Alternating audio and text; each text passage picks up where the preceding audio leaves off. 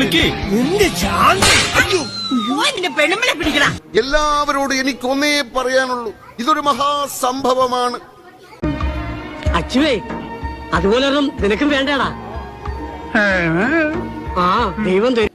കനകമ്മേ, കഞ്ഞിയാകുമ്പോ വിളിച്ചാ മതി.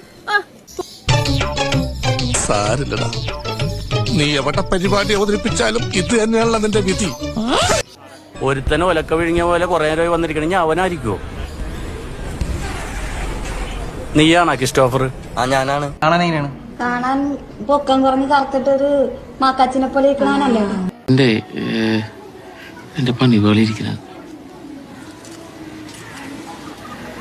ശരിക്കും കയ്യിൽ നിന്ന് ഇരിക്കുന്ന വിഷമാവൂലോ. വീട്ടിൽ പോയിട്ട് കഴിച്ചാ പോരെ?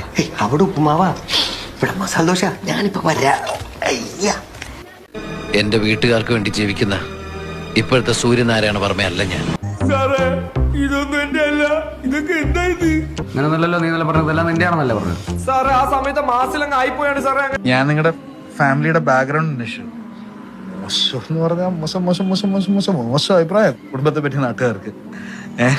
നീ ആ കയ്യങ്ങട് തന്നെ ഒന്നിനും പ്രതികരിക്കാത്തതിന് 100-ൽ 100 മാർക്കാ നിനക്ക്. പണ്ടാറടക്കാൻ നീ അവളോ അടക്ക്.